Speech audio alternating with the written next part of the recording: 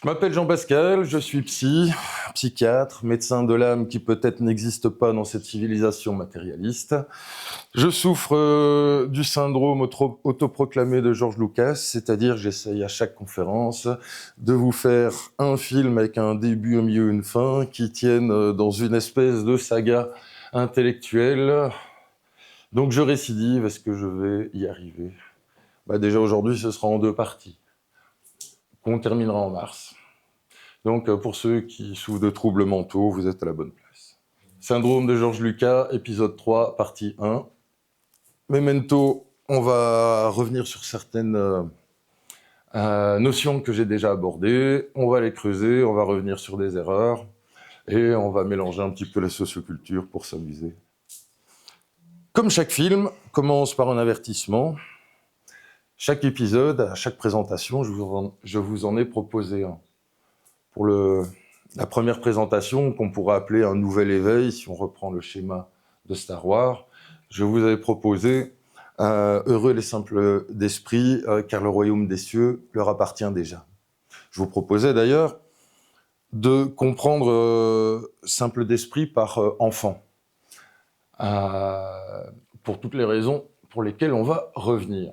L'épisode 2, je prenais le point de vue un petit peu des spécialistes, des experts, à savoir les égyptologues, et on analysait la fois passée la vidéo de Faustine sur Brut, j'ai oublié son nom de famille, et on fera la suite de cette analyse-là dans la partie 2 en mars. Alors pour l'emprise contre-attaque, je vous proposais cette citation de Platon, extrait de La République. « Lorsque les pères s'habituent à laisser faire les enfants, lorsque les fils ne tiennent plus compte de leurs paroles, lorsque les maîtres tremblent devant leurs élèves et préfèrent les flatter, lorsque finalement les jeunes méprisent les lois parce qu'ils ne reconnaissent plus au-dessus de l'autorité de rien ni de personne, alors c'est là, en toute beauté et en toute jeunesse, le début de la tyrannie. » Dernier avertissement pour l'épisode 3, rien n'est plus dangereux que la certitude d'avoir raison.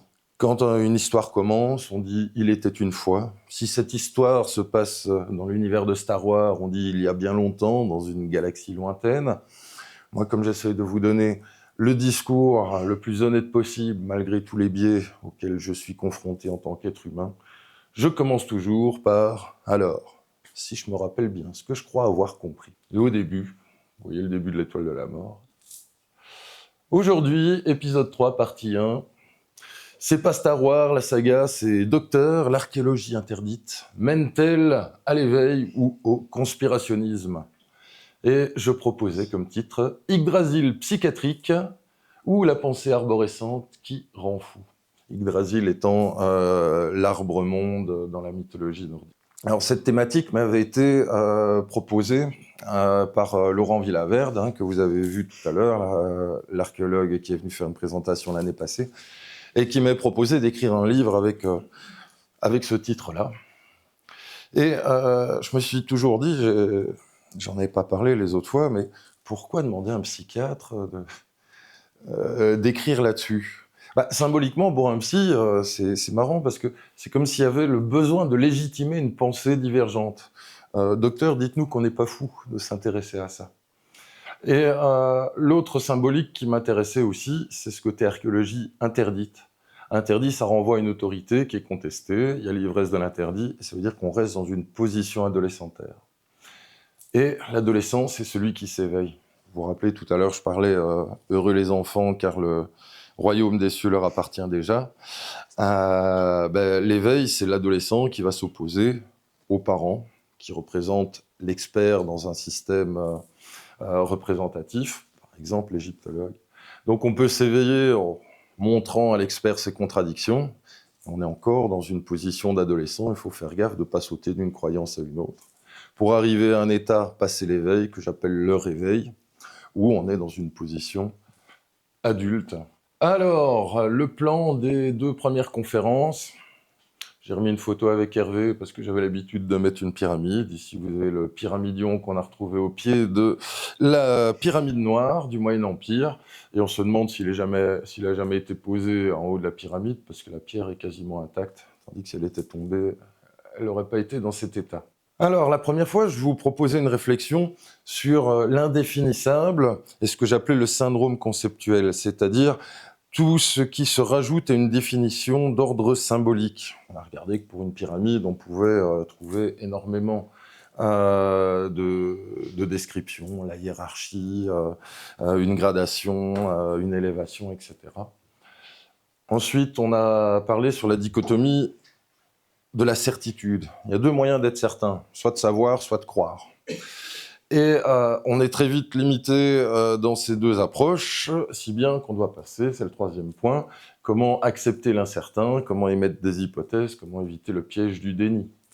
Dans le quatrième point, on reviendra dessus, c'est toutes les notions d'inconcevable. Il y a des choses que l'on ne peut pas admettre parce que ça remet trop en question nos croyances et soit d'un point de vue neurobiologique, ça coûte trop de glucose, soit ça met en danger notre raison sociale. Et comme on est des animaux sociaux, on va parfois rejeter la vérité pour pouvoir continuer à faire société. Le cinquième point, je proposais un exemple de deuil à faire avec les escaliers fondus de Nendera qui en fait ont été nettoyés. Il n'y avait rien d'extraordinaire par rapport à ça. Et pourtant, on verra qu'il y a des gens qui continuent à utiliser ça comme un argument pour défendre leur terre.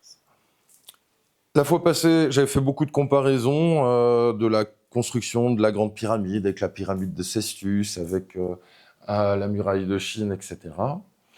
Et on avait terminé sur un exemple de Némésis où j'analysais la vidéo de Brut de Faustine. Je terminais la première conférence par un guide pratique, socratique, basé sur cette affirmation « Tout ce que je sais, c'est que je ne sais rien », dont on voit une autre expression de Socrate ici à droite.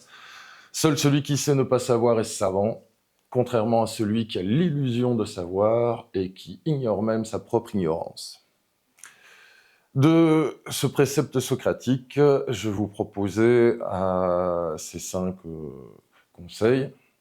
Si et seulement si un sujet vous intéresse, si ça vous passionne, appliquez les règles du bas.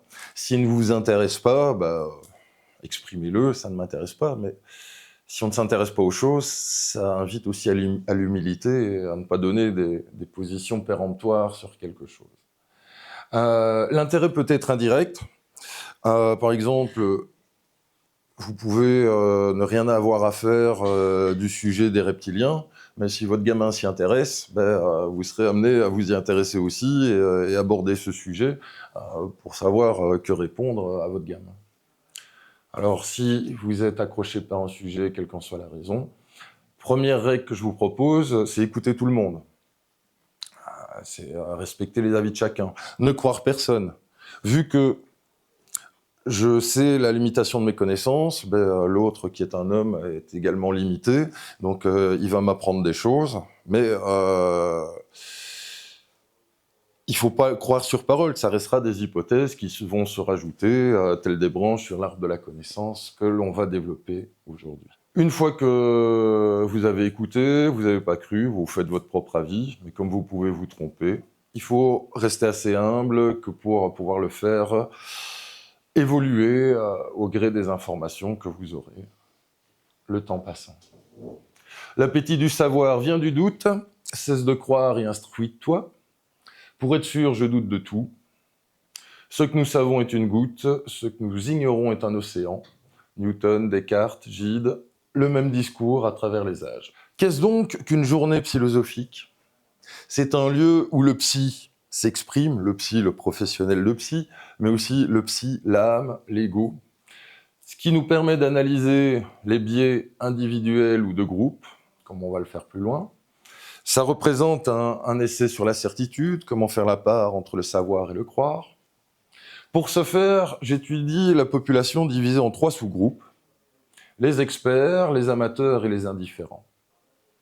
Ces journées philosophiques permettent d'offrir un lieu, un cadre où on peut penser tous ces sujets, même ceux qui sentent le soufre. D'ailleurs, ça veut dire quoi, sentir le soufre ? On va y réfléchir un petit peu plus loin. Comment penser recevoir des informations invérifiables ? le modèle de la pensée arborescente. Parents, ados, enfants, c'est pour revenir à la subdivision de la population étudiée, où on voit les parents sont le système référentiel comme le sont les experts, les archéologues ou les égyptologues dans le sujet qui nous intéresse. Les amateurs sont des adolescents qui s'opposent au système référentiel. Et les enfants, c'est les gens qui vont boire la parole des experts, comme un enfant boit la parole de ses parents, qui prennent la responsabilité d'expliquer tout ça. L'opposition entre l'adolescent et le parent, ça renvoie à l'opposition parent-démoniaque pour le récit initiatique de Joseph Campbell dans Le héros aux 1000 visages. Campbell explique que tous les récits suivent la même trame narrative et que toutes les histoires, même les rêves, parlent d'une initiation. Et à la fin, on s'oppose aux parents démoniaques, le père ou la mère, pour pouvoir quitter les enfers et accéder à initier à l'état adulte. Donc ce que l'on vit, c'est non pas l'éveil. L'éveil, donc, c'est tous les signaux qui nous disent le consensus académique, il est peut-être pas juste sur tout. Et bien, au lieu de sauter dans une association qui explique que tout vient des aliens, par exemple, il faut pouvoir écouter tout le monde, se faire son propre avis et s'élever par rapport à ça, rentrer dans le réveil et dans un état adulte. L'ignorance provoque un tel état de confusion qu'on s'accroche à n'importe quelle explication afin de se sentir un peu moins embarrassé. C'est pourquoi, moins on a de connaissances, plus on a de certitudes. Il faut avoir beaucoup de connaissances et se sentir assez bien dans son âme pour oser envisager plusieurs hypothèses. Einstein le met en équation. L'ego est égal à l'inverse des connaissances. Plus il y a de connaissances, moins il y a d'ego. Plus on prend conscience qu'on ne sait rien, donc on est humble. Moins il y a de connaissances, plus il y a d'ego.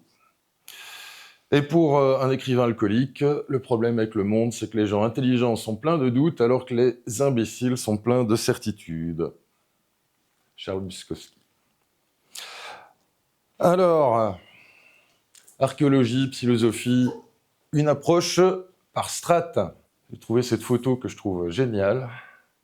Vous voyez à Istanbul, les ruines romaines sur lesquelles se sont construites les ruines byzantines, ensuite, enfin les ruines, les murs ottomans, et puis vous avez les murs modernes de l'époque turque au-dessus.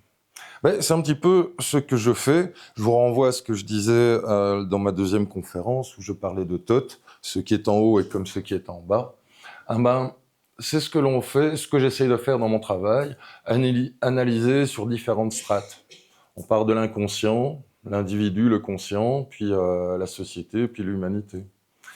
Ou alors, on parle en termes de psychanalyse, l'inconscient, psychologie, l'individu, sociologie, la société, anthropologie, pour le facteur humain.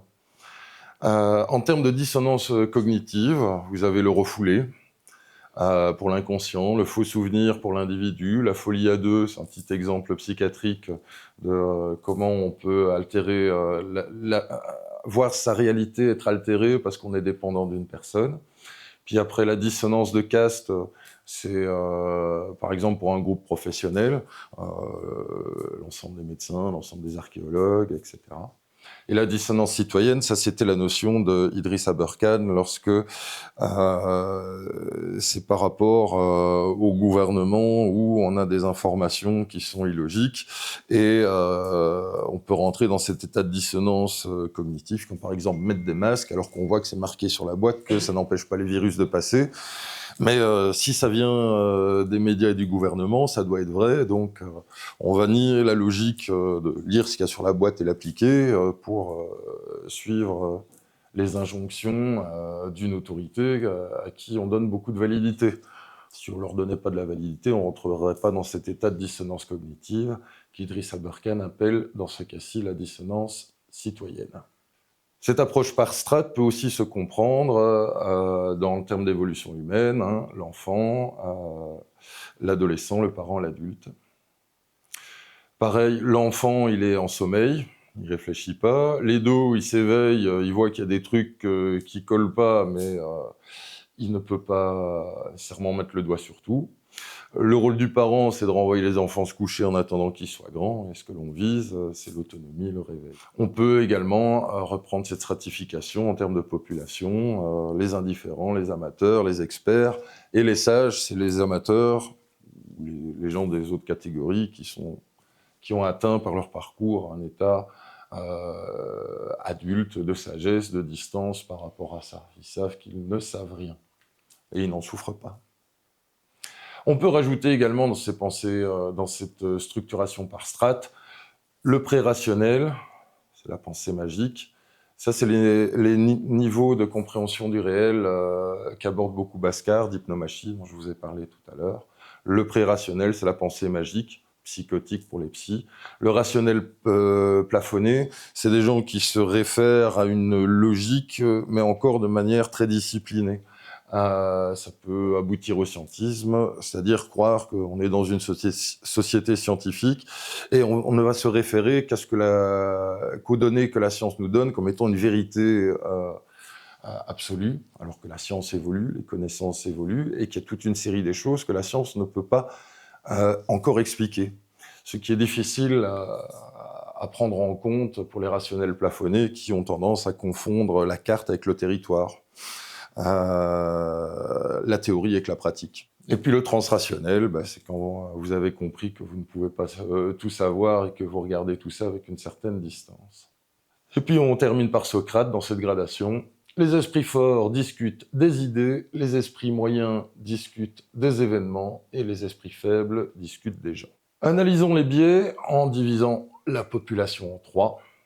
Les experts, c'est quoi les experts? C'est des gens qui ont un statut légitimé par le système social, que ce soit par le diplôme, par la profession qu'ils exercent, que ce soit par leur expérience de vie ou par la célébrité, qui est un faux facteur. Mais vous savez que moi, quand on passe à la télé, les gens vous accordent beaucoup plus de crédit. Les amateurs, ceux qui aiment, qui sont indépendants et non légitimés, en tout cas dès qu'ils proposent des idées qui ne collent pas avec le consensus académique de la civilisation ou de la société dans laquelle ils évoluent. Et puis les indifférents, c'est, vous vous rappelez la première règle des conseils socratiques que je vous proposais, si le sujet seulement vous intéresse. Il y a des gens, ils ont bien raison, c'est pas leur trip, et ils sont intéressants à étudier parce que ils représentent le reflet de la socioculture, parce que c'est des gens qui agissent par délégation. Ouais, non, mais les pyramides, j'ai vu à la télé, il y a un archéologue qui a dit que c'était comme ça, problème réglé, m'emmerdez pas avec vos idées. Donc c'est vraiment des gens dans cet état d'endormissement, d'enfance dont je parlais tout à l'heure. Mais ce qui permet de comprendre la société dans laquelle on vit en regardant quels sont leurs a priori. Parce qu'ils vont choisir, vu que c'est un sujet qui ne les intéresse pas, la solution la plus économe neurologiquement. Va demander au professeur. Le professeur, il a raison. André Comte-Sponville, dont j'avais parlé la première fois, quand j'expliquais que l'athéisme était une croyance, tout comme la croyance dans une religion, parce qu'on ne peut pas prouver l'inexistence de Dieu.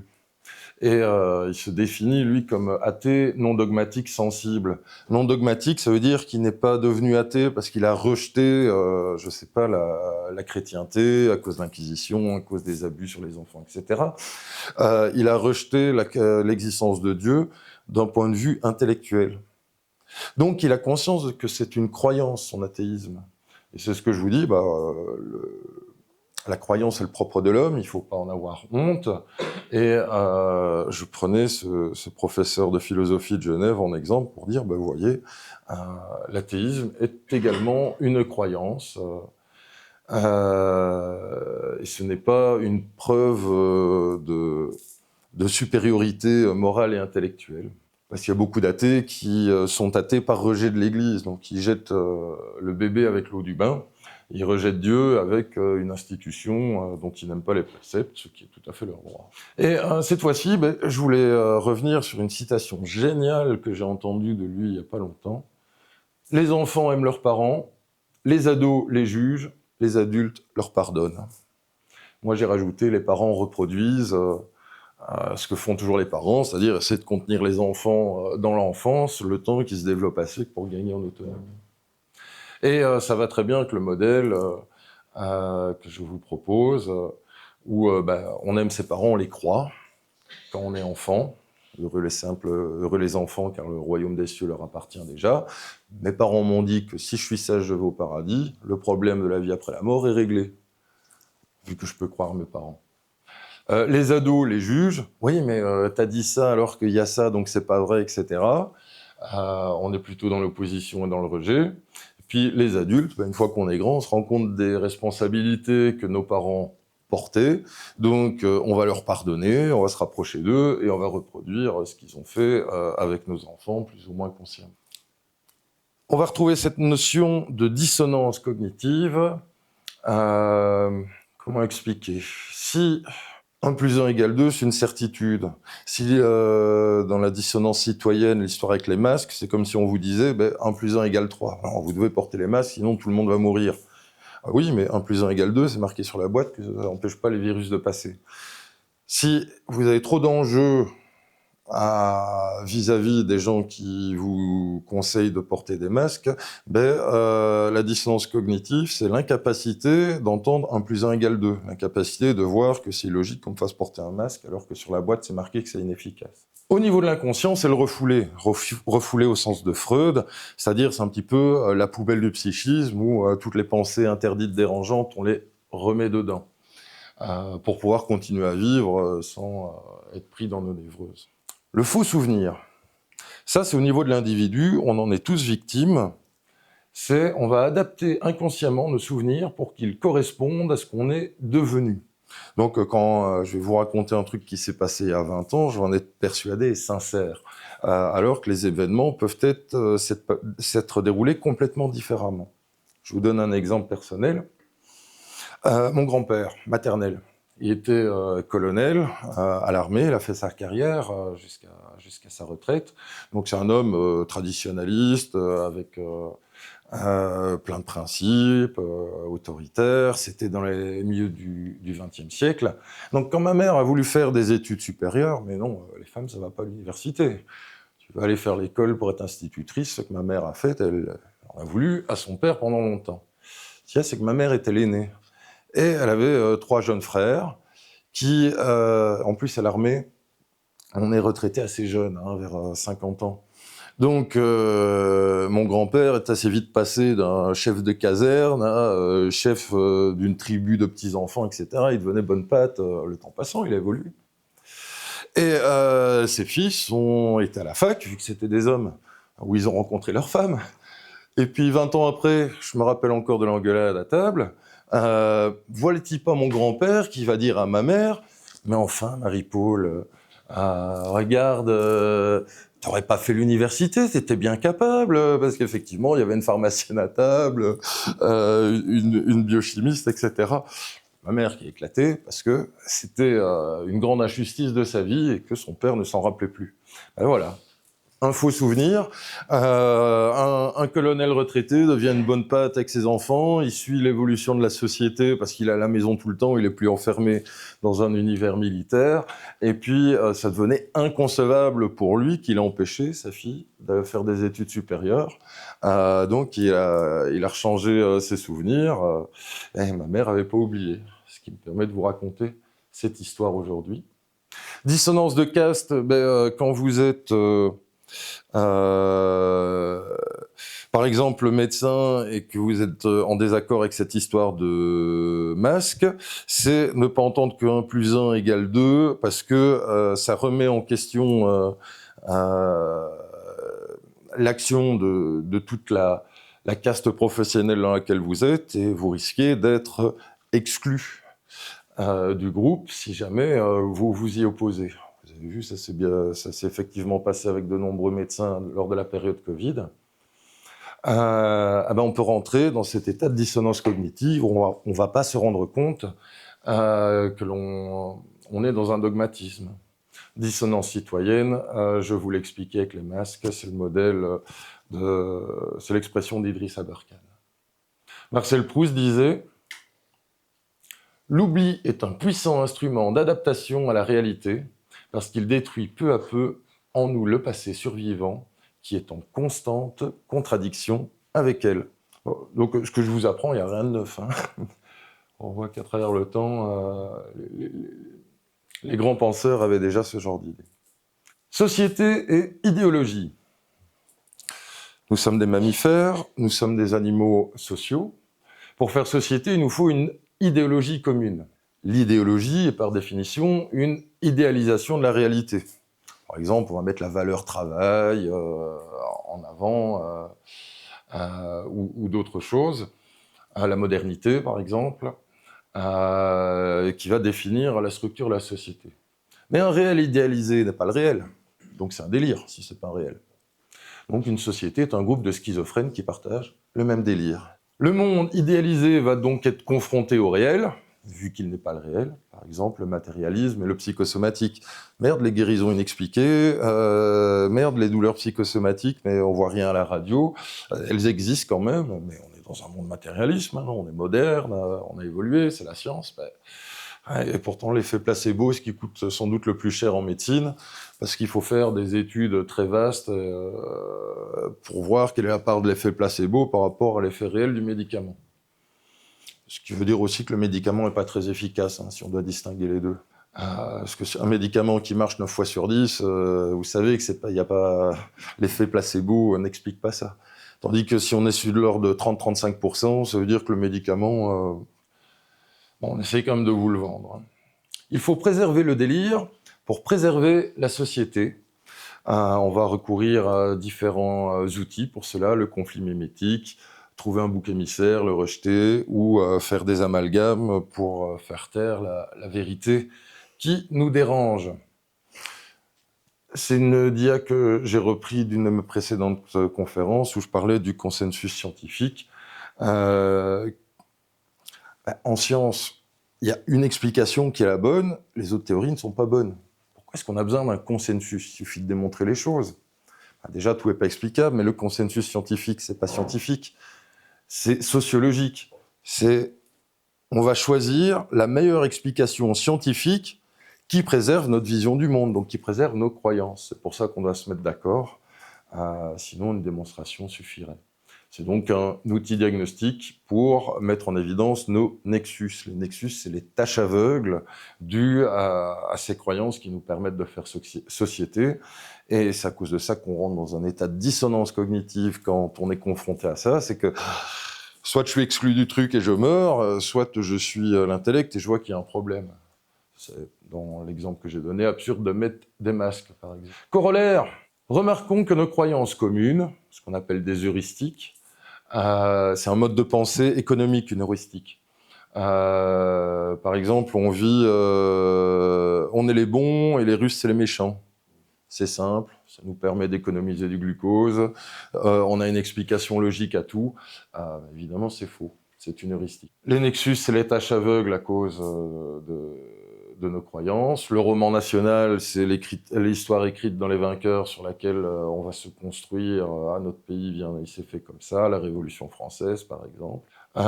Donc nos croyances communes qui nous permettent de faire société influencent notre point de vue. Exemple, Star Wars, quand on y pense, c'est l'histoire d'un enfant kidnappé par 2 religieux pour l'entraîner dans leur culte afin qu'il épouse une reine de 2 fois son âge. C'est tout à fait vrai, mais c'est pas comme ça que nous vivons le film, parce qu'on a un autre point de vue à cause des éléments socioculturels qui influencent notre pensée. Les choses n'ont que l'importance qu'on leur donne. C'est souvent un truc que je dis à mes patients. Si vous faites insulter, si ça vous blesse, c'est uniquement parce que vous donnez de l'importance à la personne qui vous insulte. Sinon, vous rigoleriez ou vous seriez indifférent. Mais c'est quoi ce « on » ? On rentre au début dans le registre de l'inconscient. Parce que si c'est inconscient, on va agir par réflexe. On va développer une action ou un comportement automatique pour un événement auquel on n'est pas préparé. C'est un réflexe. On peut développer un réflexe de mimétisme, je vais faire comme l'autre. Je vous ai mis une citation de Sénèque, qui était le précepteur de Néron.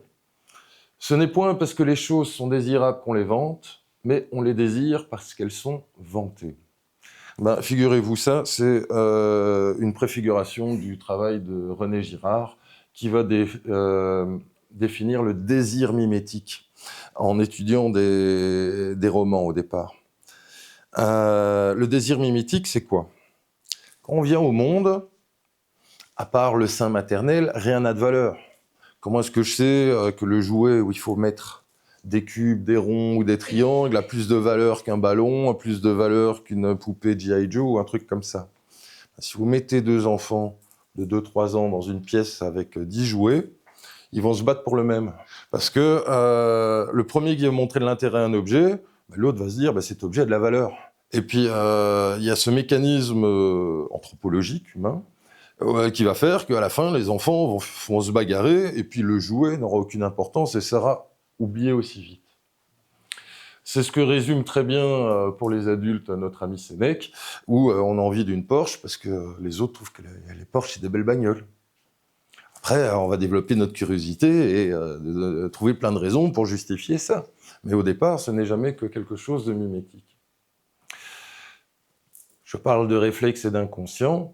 L'apprentissage, c'est tout le but de cette journée, sinon à quoi bon, permet de conscientiser et de s'approprier le choix de la réaction pour éviter de se battre pour un jouet et de se dire, bon, ok, je suis attiré par ça, c'est parce que lui, il aime, qui s'amuse bien avec, je vais essayer de trouver autre chose. D'où ça crédite le fait qu'une psychothérapie serve à quelque chose. On peut apprendre et changer les comportements. Alors, légitimité et biais de confirmation, pareil, on va donner de la légitimité à toute personne qui va renforcer ce que l'on croit déjà savoir, donc le biais de confirmation, pour définir ce on inconscient auquel on se réfère. Le biais de confirmation et ce jeu sur la légitimité, c'est des facteurs extrêmement importants, on verra quand on parlera des sources plus loin. Facteurs importants dans les mécanismes que l'on va mettre en place pour se préserver des gens qui critiquent la société dans laquelle on vit. Exemple de choses où l'importance...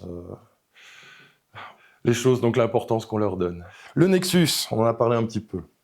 Ne croyez pas tout ce que vous pensez.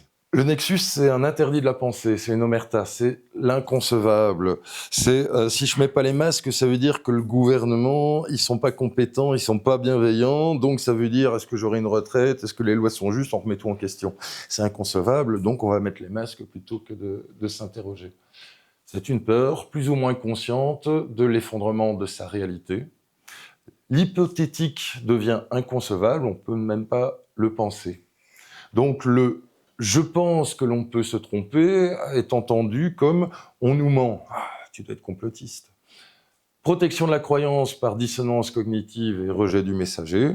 Je peux pas entendre que 1 + 1 = 2, je peux pas assimiler l'information qu'il y a sur la boîte des masques et le gars qui va me montrer avec le doigt, mais en fait, toi, tu as un problème parce que... Et puis on va trouver n'importe quel critère pour se dire ça vaut pas la peine de l'écouter. En plus de ça, ce genre de comportement aboutit à un rejet, donc c'est une forme de violence, de meurtre symbolique. Si on se montre violent vis-à-vis de quelqu'un, c'est quand même pas pour rien, donc ça va renforcer le fait qu'on ait raison, sinon j'aurais pas été violent. Les gens pourraient apprendre de leurs erreurs s'ils n'étaient pas si occupés à les nier. Jung, un psy. Dès que j'ai commencé à penser, je me suis trouvé en rupture avec le monde. Schopenhauer, un philosophe. À chaque fois que vous vous retrouvez à penser comme la majorité des gens, faites une pause et réfléchissez. Mark Twain, un écrivain. J'ai repris la définition d'Alexis Haupt qui proposait, dans un contexte politique, un néologisme, le complosophisme. Le complosophisme, c'est le fait de coller l'étiquette de complotiste sur quiconque remet en cause le discours officiel pour ne pas avoir à débattre de ses arguments. C'est donc un outil très pratique et très économe en termes de glucose pour rejeter quelqu'un dont on n'a pas envie d'écouter le discours parce qu'il y a quelque chose qui sent le soufre et on sent qu'on est sociologiquement en danger. Réfléchir, c'est difficile, c'est pourquoi la plupart des gens jugent.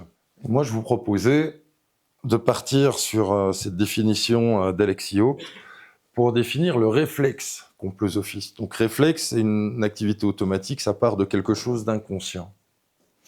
Pourquoi ce réflexe parce qu'il faut sauver nos illusions, il faut préserver le mythe qui permet à la société de tenir ensemble. Donc quand on vous dit c'est pas un peu complotiste, non, c'est un anathème, c'est une malédiction, c'est un rejet, une ostracisation. T'as compris, Azélie? Elle est pas là? Ah merde. Une ostracisation, jugement et sentence, un assassinat symbolique et social, un sacrifice girardien du conflit mimétique de définition du réel. Alors, le conflit mimétique dont on parlait tout à l'heure de René Girard, il y a le désir, on va désirer la même chose parce que l'autre le désire aussi, on va rentrer en conflit, et pour sortir de ce conflit, il y a quelqu'un qui va être sacrifié. Souvent, c'est quelqu'un d'innocent, sinon ça marche pas. Hein. C'est l'expression de la colère des foules. Cette anthropologie de la violence que nous propose René Girard, même si elle est transposable par strates, comme dans le mode de réflexion que je vous propose. Et là, l'objet du conflit, c'est de définir le réel, donc définir les règles de la société, selon les absurdités que l'on relève ou pas. Et la société va se défendre en faisant une petite crémation vivante, par exemple, à l'époque des sorcières. Alors, le réflexe complosophiste est donc un réflexe primaire, répondant au conflit de loyauté vis-à-vis de l'idéologie du groupe. La survie du groupe est en jeu, et ainsi qu'une survie personnelle, parce que si on quitte le groupe en le critiquant, vous savez bien à quel point le rejet est très mal vécu par les personnes humaines, à cause de ce statut de mammifères sociaux. Alors, j'ai rajouté l'expression « tout le monde sait que », parce que tout le monde, c'est qui tout le monde? Il n'y a aucune notion qui font consensus. Tout le monde, dans la bouche de celui qui l'exprime, c'est tous ceux qui partagent la même heuristique, tous ceux qui savent, entre guillemets. C'est donc une invitation à rejoindre le même récit. Enfin, PA, tout le monde sait que... Je ne vais pas mettre d'exemple parce que je vais me planter quand c'est improvisé. Ce sera pas drôle. Mais ça veut dire, tu fais pas partie de mon monde si t'es pas d'accord avec moi. Donc, c'est une espèce de réflexe complosophiste poli. On laisse encore la possibilité aux gens de faire une allégeance, mais une allégeance qui est forcée. Si t'es pas d'accord, t'es exclu. Donc, on reste dans un rapport de force péremptoire. J'ai le choix entre t'exclure ou pas. Je te préviens, t'as le choix, hein, mais c'est moi qui prends la décision. Donc c'est un rapport de force. Et ça va renvoyer à toutes les formes de dissonance cognitive que je vous expliquais auparavant, le refoulé, les faux souvenirs, la folie à deux, la dissonance tribale et la dissonance citoyenne. Personne n'est plus détesté que celui qui dit la vérité. Platon, vous voyez, les idées que je développe ne sont pas neuves. Ça sent le soufre. Alors commençons par la petite phrase de Gandhi. Il est plus facile de croire ce qu'on nous affirme officiellement que de s'aventurer dans l'indépendance intellectuelle. En fait, ce n'est pas l'opposition, mais le conformisme et l'inertie qui ont de tout temps été les plus sérieux obstacles à l'évolution des consciences. Moi, je mettrais de la réflexion plutôt que de conscience, mais Gandhi s'exprime de manière politique et moi de manière heuristique. Ça sent le soufre. Le ça, c'est quoi? Le ça, en analyse freudienne, c'est le centre des pulsions venant de l'inconscient. On a donc ici une pulsion de rejet, de domination, en forçant l'allégeance, comme je vous l'expliquais avant.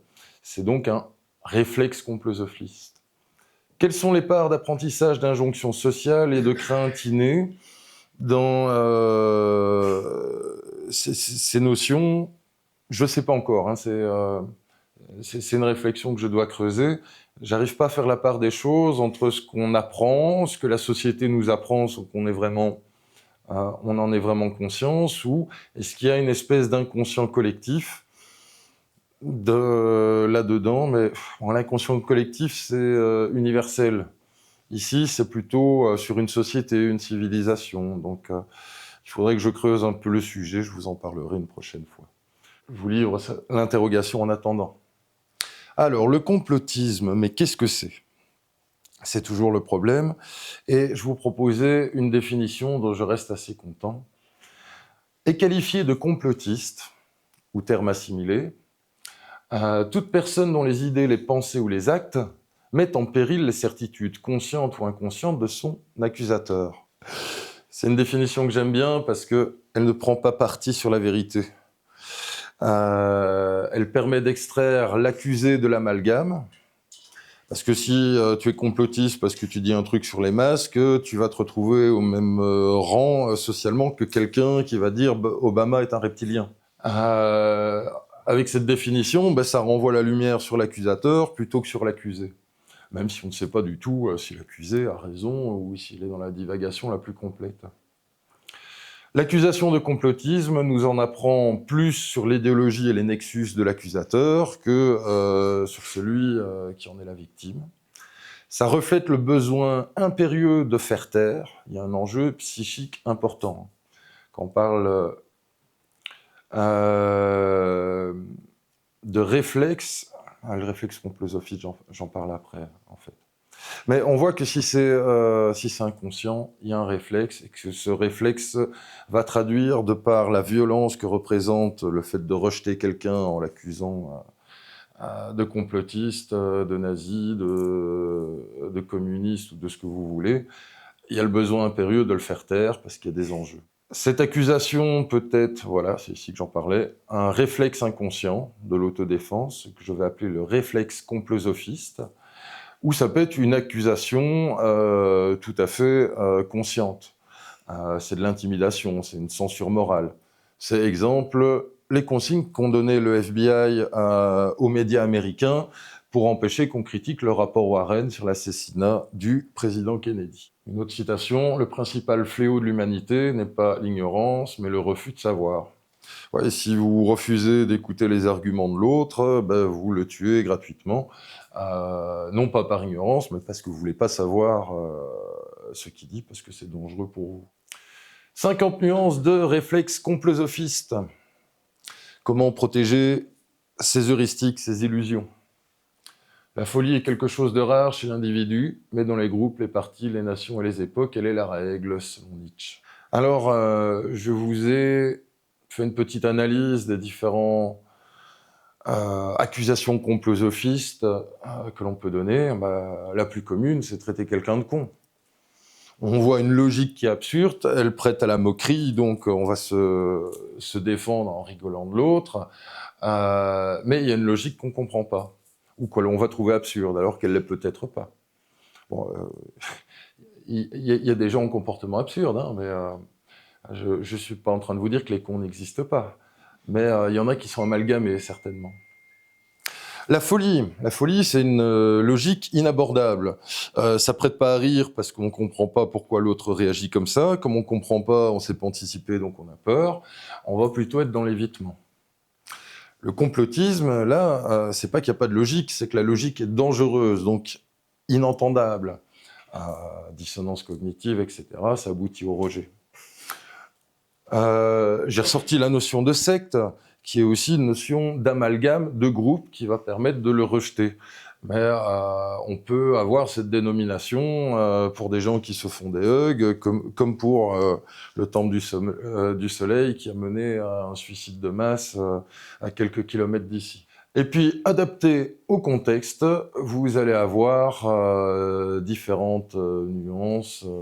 Ça peut être bourgeois dans une société communiste, royaliste après la Révolution, traité de sorcière, fan de l'OM ou du PSG en fonction de quel clan auquel vous appartenez, catholique, intégriste, hérétique, platiste, pseudo-archéologue, comme nous disait notre ami dans la vidéo l'année passée, anti-vax, etc., etc., etc. Je vous ferai remarquer qu'on est tous l'expert de quelqu'un, par exemple ses enfants, mais on est également tous le con de quelqu'un. Donc ça nous renvoie à la légitimité de la personne qui nous entend. J'avais développé cette notion de légitimité, mais comme j'ai beaucoup à dire, je ne reviendrai pas dessus cette fois-ci. Que nous dit notre cher Didier? Entre la naïveté totale et le complotisme, il y a peut-être de la place pour la lucidité. Pour Einstein, la folie, c'est de se comporter de la même manière et de s'attendre à un résultat différent. Et pour Jean Cocteau, il ne faut pas confondre la vérité et l'opinion de la majorité. Je vous renvoie à ce que je disais sur le consensus scientifique. Ah, loi de Brandolini. Duralex et lex. Pour une fois, là, c'est une certitude. C'est une loi humaine dramatique qui veut que le temps à réfuter une connerie est exponentiellement plus grand que le temps pour l'exprimer. Appliqué au contexte complosophiste, une fois qu'on vous a traité de pédophile, vous pouvez courir pendant un moment avant de faire changer l'information, pour autant que ce soit possible. Les pyramides ont été construites grâce au savoir des extraterrestres. Alors, une secte, quand on pense secte, on pense à quelque chose de négatif. Exemple de secte qui ne l'est pas, les Jedi. Conférer l'exemple de tout à l'heure. Alors, il faut bien garder à l'esprit, la démarche scientifique, c'est une observation, une analyse des phénomènes, remise en cause constante des acquis, des échanges, des débats, des confrontations d'idées et des contradictions pour faire émerger de nouveaux paradigmes. La science n'offre aucune certitude. Elle offre la meilleure explication jusqu'à ce qu'on en trouve une meilleure. Croire que « Ah, mais la science a dit que », c'est du scientisme. On croit que la science donne une certitude alors que ce n'est jamais qu'une hypothèse temporaire. Dérive sectaire, soumission à une doxa officielle dans le cadre de la société des membres de la secte, refus de toute critique, censure omniprésente, condamnation des opinions divergentes, discréditer toute personne qui s'interroge sur le bien fondé des croyances dominantes. Alors, qu'est-ce qu'on sait sur les sectes? C'est une religion qui a réussi. Ça veut dire qu'on est déjà sur un fantasme de dangerosité, surtout dans une société moderne où le religieux est rejeté. Cela s'associe à un imaginaire de fantasme d'arnaque, d'emprise, d'isolement. Imaginaire qui peut être justifié dans certaines sectes. Je vous ai parlé de la secte du Soleil qui s'est terminée par un suicide de masse. Mais ce n'est pas le cas de tout ce qui est qualifié de secte, vu que ça peut être aussi un espèce de réflexe complosophiste pour discréditer un mode de pensée qui ne convient pas. Donc, un réflexe complosophiste à l'usage d'une communauté. On peut prendre comme exemple la fondation Brofman, où travaille notre ami Jérôme, qui est l'associé de Patrice depuis Barabar, parce qu'il travaille avec... je vais caricaturer parce que si je rentre dans les détails, ça va prendre longtemps, mais par exemple, il travaille avec les relations humaines et notamment les hugs. Et dans une société où on individualise de plus en plus les gens, des gens qui parlent d'amour, de respect, etc., qui ont tendance à développer des activités en communauté, c'est mal vu. Donc, c'est qualifié de secte.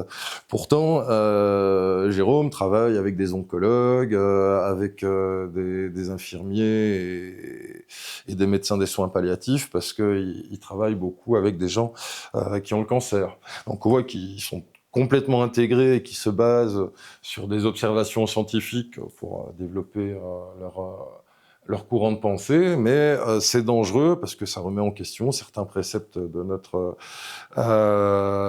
société, donc c'est qualifié de secte. Puis, à contrario, vous avez sans doute remarqué que la période Covid, ça c'était la dérive sectaire, c'était le discours médical ambiant dans les médias. Le scientisme ou le sectarisme qui s'ignore. Les scientifiques disent que c'est comme le prophète a dit que. La science a dit que. Donnez-moi son numéro de téléphone, je vais l'appeler la science. On est dans un biais de confirmation. C'est j'ai lu un article qui dit que. Oui, il y a certainement d'autres articles qui disent le contraire, mais tu vas retenir, parce qu'on est humain, celui qui confirme ce que l'on croit savoir. On économise du glucose. Comme je vous disais, la science n'offre pas de certitude. On ne croit la science que quand elle confirme nos convictions. Par exemple, je vous parlais des hugs. Il y a une étude qui a montré que quand vous faites un hug à quelqu'un pendant plus de 8 secondes, votre système immunitaire s'améliore.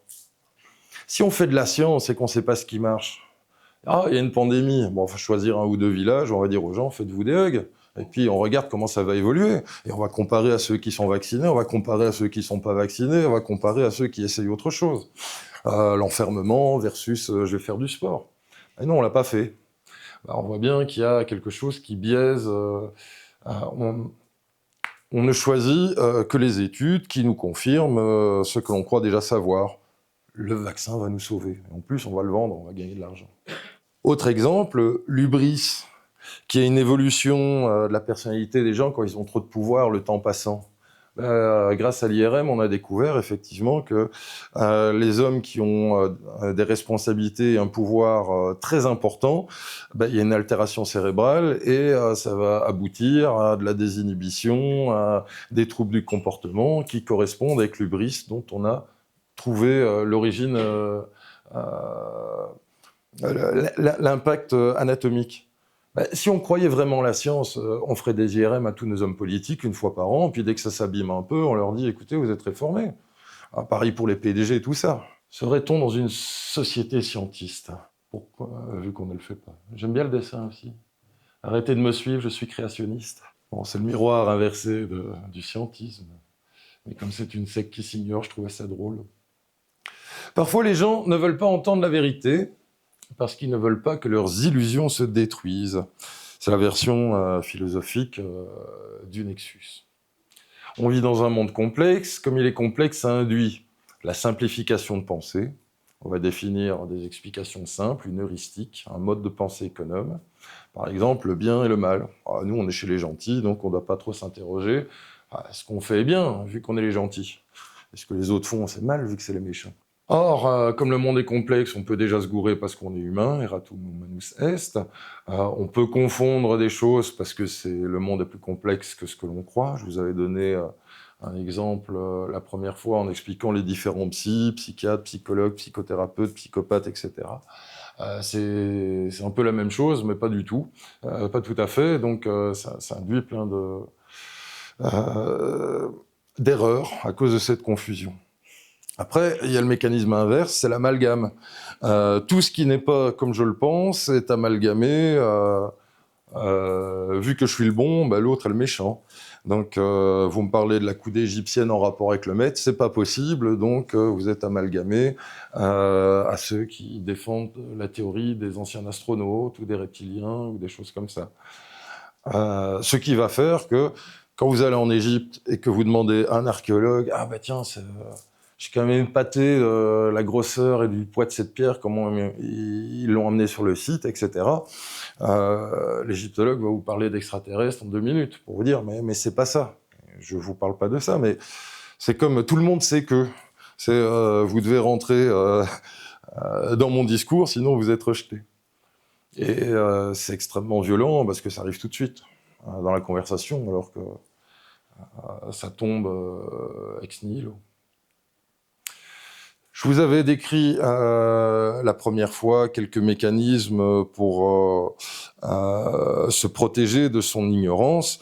Il y a l'ultra-crépidarianisme qui psychologiquement s'appelle l'effet de Dunning-Kruger, c'est-à-dire la capacité que nous avons tous à surestimer nos capacités et nos connaissances. Dunning et Kruger sont parvenus à exprimer cet effet, cette loi, parce que il y a un gars qui a dit, qui a vu, si on écrit avec de l'encre sympathique, avec du jus de citron, ça disparaît, c'est invisible. Donc le jus de citron rend invisible. Donc le gars il était braqué des banques en se mettant du jus de citron sur la figure, en disant, comme ça on reconnaîtra pas, etc. Il était arrêté droit derrière, évidemment. Et Dunning et Kruger, en étudiant son cas, en sont arrivés à la conclusion qu'on a tous tendance à se croire plus compétents que ce que l'on est. L'ultra-crépidarianisme, je vous renvoie aux vidéos de mes précédentes conférences. Et comme le monde est complexe, on délègue et on va recourir à l'expert, un petit peu comme le font les indifférents, ce qui permet de se soulager de pas mal de stress. La complexité du monde appliquée au monde passé, ils avaient un autre mode de pensée. Par exemple, une pensée holistique. Holos, c'est le tout. Donc tout intervient dans tout, et c'est ce que l'on va retrouver dans la philosophie du quadrivium, chez les pythagoriciens, chez les chamans, où on prend en compte tous les éléments de l'univers pour essayer de soigner pour le chaman. Où dans les créations, on va mettre en rapport la géométrie, les mathématiques, les représentations du ciel, de la musique, etc. Là, je laisserai Guillaume et Quentin développer ces notions qu'ils maîtrisent mieux que moi. Et puis il y a des liens avec la systémique, la thérapie de famille et l'hypnose, parce que c'est des approches où on essaye de prendre en compte l'ensemble de l'univers symbolique dans l'hypnose ou significatif dans la thérapie de famille, c'est-à-dire la famille nucléaire, parents-enfants, auquel on peut prendre les grands-parents ou des oncles, élargir le système s'il y a d'autres personnes très significatives. Exemple de pensée holistique, Platon. On ne peut guérir la partie sans soigner le tout. On ne doit pas soigner le corps séparé de l'âme. Et pour que l'esprit et le corps se retrouvent la santé, il faut commencer par soigner l'âme, car c'est une erreur fondamentale des médecins d'aujourd'hui, séparer d'abord l'âme et le corps. Là, on est dans une société matérialiste, et effectivement, dès qu'il y a un effet placebo ou un effet psychosomatique, merde, on va pas trop en parler parce qu'on sait pas ce que c'est. C'est pas l'ignorance, mais l'ignorance de l'ignorance qui est la mort du savoir. Les analphabètes du futur ne seront pas ceux qui ne savent ni lire ni écrire, mais ceux qui ne savent pas apprendre, désapprendre et apprendre à nouveau. Nous sommes confrontés au fait paradoxal que l'instruction est devenue l'un des principaux obstacles à l'intelligence et à la liberté de penser, parce qu'on est enfermé dans des heuristiques de pensée. La modernité, c'est bien, la science nous apporte toutes les réponses, qui sont des erreurs. Chaque domaine d'expertise est confronté à des biais qui sont constitutifs. Le psy et la parole. Si le gars dit pas tout, on passe à côté d'informations, ça travaille moins bien. Le médecin, il a accès aux données médicales, en général. L'historien, il a besoin de textes, sinon il peut rien faire. L'archéologue et les vestiges, d'où la petite image que je vous propose à côté.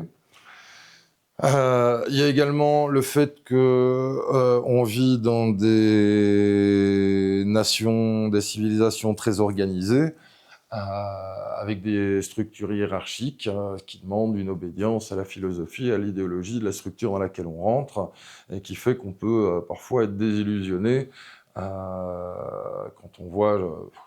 je sais pas, la pratique médicale actuelle à côté du fantasme que l'on avait des interactions et de l'humanité qu'il pouvait y avoir dans les soins. On va se retrouver, il faut que ça tourne, tu fais les prescriptions et tu passes au suivant. À la limite, tu ne connais pas le nom du patient.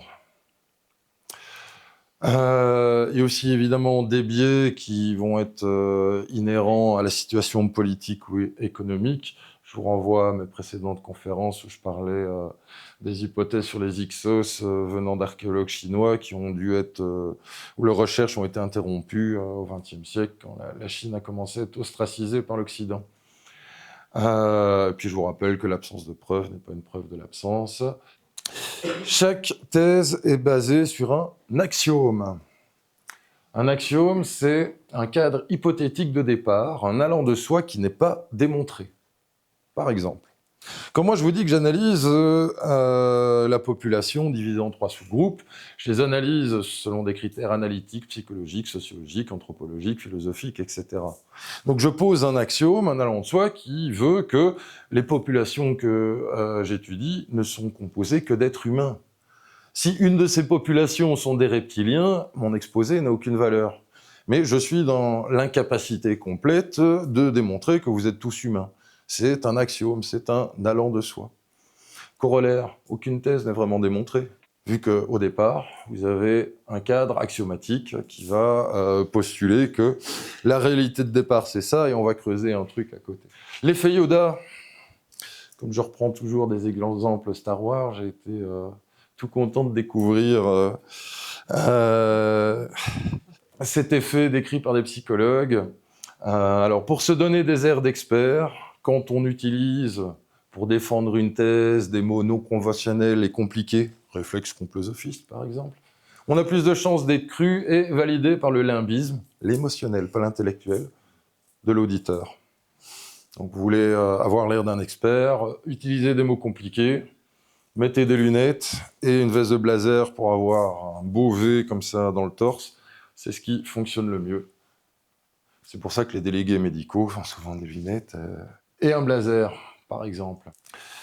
Biais de territorialité, le nexus des experts, le syndrome du beefsteak, ils en vivent, ils vont rejeter la concurrence, c'est leur raison d'être, donc ils ont sacrifié beaucoup de temps à étudier, et quelqu'un qui n'a pas de diplôme qui va venir expliquer autre chose, ça va également être source de conflit. Ils font partie d'une structure qui a une certaine idéologie, ils sont obligés de la suivre, sinon ils ne progressent pas ou ils sont exclus. Ils peuvent rentrer pour se faire dans un état de dissonance cognitive que j'appelais tribal tout à l'heure, je ne l'ai pas corrigé ici, donc c'est une forme de dogmatisme. Besoin de donner une réponse, oui, car ils ont un statut d'expert, que ce soit un médecin, un archéologue, un historien, etc. Quand on les sollicite, on a une tendance humaine, sociale, à vouloir justifier son statut à tout prix, vouloir donner une réponse, une explication. Et c'est difficile, je ne dis pas que tout le monde le fait, ou que les gens ne le font jamais, mais c'est difficile de dire « je ne sais pas ». Parce que, quelque part, c'est un aveu d'incompétence, donc ça pourrait symboliquement attaquer notre légitimité, alors qu'on n'a pas réponse à tout. Il y a toujours une ambiance de compétition, surtout pour avoir eu leur diplôme. Je vous renvoie à la citation de Jacquard tout au début. Ils ont dû se battre pour y arriver. Et ce qu'il y a de particulier, c'est qu'ils refusent que vous jouiez, en fait, parce que vous n'avez pas le diplôme. Donc ils sont dans une notion de compétition, mais ils vous excluent. Ah non, les règles disent que pour pouvoir jouer, vous devez avoir tel diplôme et faire partie de telle institution, donc déjà d'un système de pensée prédéfini. Vous voyez comment le système se défend. Même si ça peut être une très bonne chose d'être structuré, parce que ça a permis quand même d'évoluer. Je vous renvoie à tout ce qu'a présenté Laurent Villaverde l'année passée, où il décrivait tous les biais et toutes les perversions que la structure de l'archéologie amène et qui biaisent pas mal de choses. Mais d'un autre côté, avant, c'était anarchique, il n'y avait pas de collection de données, et ça restait extrêmement superficiel. Chaque outil a des bons et des mauvais côtés. Et le problème, c'est que l'expert est humain, donc il se trompe. Et on ne sait jamais à quel point et sur quel point. Alors, la légitimité des experts est de plus en plus attaquée. On peut donner des exemples dans différents domaines. La médecine avec les vaccins ARN messagers, on voit bien qu'il y a plein de trucs qui ressortent, et la conclusion, c'est qu'il y a une méfiance qui s'étend à tous les vaccins. L'archéologie, j'ai marqué Alien Theory, on pourrait mettre plein de choses. L'école avec l'éducation sexuelle est très critiquée. Les médias sont confrontés à leur idéologie à cause des journalistes citoyens qui donnent un autre discours. On voit que la justice est influencée par des idéologies qui fait qu'il y a des justices à deux vitesses si vous êtes un homme politique, par exemple, ou que si vous devez vous battre pour la garde des enfants, à l'époque de MeToo, et que vous êtes un mec, c'est mal barré.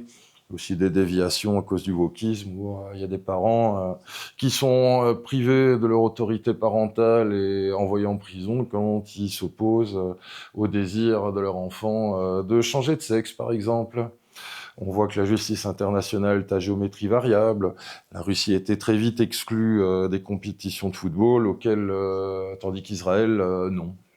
Alors qu'ils ont quand même fait dans l'image internationale beaucoup plus de dégâts que les Russes. Cette remise en question de leur légitimité aboutit à une rigidification des positions, à une montée en symétrie, à une mésalliance, à une perte de confiance, ce qui peut faire vaciller notre société. Alors j'ai trouvé une super photo de Boba Fett avec Marty McFly, qui est très bien pour illustrer ce que je vais définir. Ouais, c'était avant que son pouce ne pousse.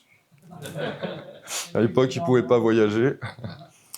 En analysant la vidéo de Faustine la fois passée, où elle prenait justement une position très péremptoire, nous on sait, scientiste, vu que les connaissances évoluent, je prenais comme exemple toute une série d'articles que j'avais vus, notamment dans Sciences et Vie, pour montrer l'évolution des choses. Moins 1700. Tablette de trigonométrie plus précise et plus précoce en Mésopotamie par rapport aux Grecs. La civilisation de l'Indus a été avancée à moins 8000. Donc c'est dans l'Indus qu'il y a probablement eu beaucoup de progrès humains qui ont été attribués à l'Égypte et à la Mésopotamie. On a découvert Göbekli Tepe en moins 12 000, ce qui a complètement changé le paradigme de l'évolution, du développement d'une civilisation de bâtisseurs, alors qu'ils étaient censés toujours être des chasseurs-cueilleurs. La grotte de Bornéo a reculé de 10 000 ans l'art pariétal. On a retrouvé un crâne en Grèce qui a reculé de 150 000 ans l'arrivée de l'Homo sapiens en Europe. C'est pas l'Homo sapin, hein, ça. Très recherché à Noël, l'Homo sapin. C'est pour ça qu'ils ont disparu. Zambie, Tanzanie, à la frontière, on a retrouvé une construction en bois datant de 476 000 ans. C'était avant Homo sapiens. Ça veut dire que nos ancêtres construisaient déjà des porches en bois. La cuisson est passée de moins 170 000 à moins 780 000 ans. L'apparition du langage a reculé de moins 200 000 à moins 1 600 000 ans. C'est quand même énorme. Donc il faut rester humble par rapport aux connaissances. Et je vous ai rajouté des nouveaux trucs qui sont apparus depuis l'année passée.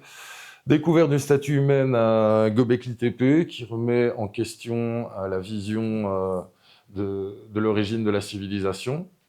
C'est encore plus complexe que ce qu'on avait déjà compris en découvrant ça. Première teinture date de 34 000 ans en arrière. De ce que l'on sait, ça va peut-être encore reculer, on va peut-être découvrir d'autres teintures. Donc, quand Patrice, dans la révélation des pyramides, disait cette bêtise, ouais, on bâtissait les pyramides alors que le reste de l'humanité était encore des chasseurs-cueilleurs en peau. C'est une bêtise parce que vous savez qu'il y avait déjà la civilisation de Sumer et de l'Indus, maintenant on le sait. En fait, les hommes en peau, ils pouvaient déjà choisir en quelle couleur ils se baladaient. Oui, les Schtroumpfs. La plus vieille momie du monde a 12 000 ans et viendrait de l'Asie et pas d'Égypte. Ou alors d'autres théories qui étaient considérées comme certaines, qui sont revues dans une autre, avec un autre point de vue.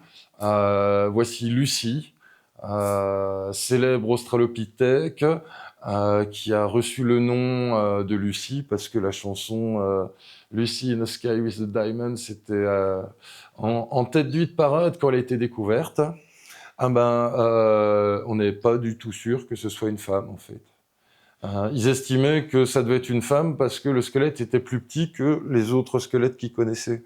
Mais bon, même si Australopithèque était vraisemblablement plus petit que l'homme moderne, ils avaient aussi des grands et des petits parmi eux, et apparemment le bassin n'est pas assez caractéristique que pour pouvoir expliquer le sexe. À moins que Robert Martin ne se trompe, mais il mettait en avant, dans l'article, j'ai juste retenu le titre, j'ai pas le détail, que pour lui... Lucie n'est peut-être pas une femme, on n'en sait rien. Alors, la pensée arborescente, et pourquoi ça rend fou? On dit que les fous ne comprennent rien, mais je pense qu'ils sont devenus fous parce qu'ils ont tout compris. Comment peut-on penser quand certains et incertains se confondent, quand savoir et croyance sont indissociables? Alors, ce que je vous propose, c'est de voir votre pensée comme un arbre où chaque hypothèse est une branche que l'on va nourrir ou assécher avec l'évolution des connaissances que l'on développe. Gros piège du biais de confirmation, quand est-ce qu'on peut définitivement couper une branche en se disant cette hypothèse est fausse? C'est toujours délicat. Je pourrais reprendre l'histoire des pierres d'Ica où... on n'arrive pas à trancher le débat. Il y en a qui disent c'est des faux. Le gars qui les a découvertes a fini par dire que c'était lui qui les avait faites, mais après il dit qu'il a reçu des pressions pour le dire. Donc vous avez des pierres qui représentent des vaisseaux spatiaux, des dinosaures, Et il y en a des dizaines de milliers. Et on ne sait pas si c'est... enfin, pour moi, à mon niveau, je ne sais pas faire la différence entre est-ce que c'est vrai ou est-ce que c'est de la connerie ou est-ce qu'il y a des vrais et des fausses, etc. Donc, chaque hypothèse est une branche que je nourris à chaque fois que je vois un article sur le sujet. Il faut donc apprendre à vivre dans l'incertitude, ce qui est difficile parce que ça demande de consommer du glucose, ça fait plus peur, ça demande de changer ses heuristiques et il faut faire le deuil d'une certaine illusion de sécurité pour arriver à prendre cette distance par rapport à ces modes de pensée avec le risque de rejet social que j'ai déjà évoqué. Quelles sont tes sources? Est-ce que c'est une bonne idée de demander ça? Oui, parce que ça permet d'approfondir le sujet, mais les demandeurs compulsifs de sources, c'est surtout parce que la question répond à un besoin de recherche de légitimation du propos par un auteur qui partage la même heuristique. Donc il y a un biais de confirmation là-dedans. Je veux une source pour savoir si je dois te rejeter ou adhérer. Ah, tu me parles d'Éric Zemmour, tu vas être rejeté, même si le propos... dans ce cas-ci serait pertinent. On voit bien qu'on cherche plus à s'attaquer au messager qu'au message, parce que le propos est déjà mis en doute. Sinon, il n'y aura pas besoin de demander des sources. Si ça me semble évident, je vais adhérer. Ce qui ouvre une porte au rejet du messager. Je n'aime pas la source, l'auteur dont tu parles, c'est quelqu'un qui est connu pour être fou, communiste, etc. Vous renvoyez aux 50 nuances de réflexe complosophistes. Si l'idée est originelle, donc il n'y a pas de source, c'est mon idée, c'est la légitimité de l'orateur qui est en question et qui peut être délégitimée pour approfondir, pour assourdir son propos. Réflexe ou accusation complosophiste. Les esprits forts n'ont pas besoin de source pour discuter des idées. Allez, je vous spoil la dernière. J'ai terminé par une citation de Jacques Brel. Au suivant. Voilà, je vous remercie.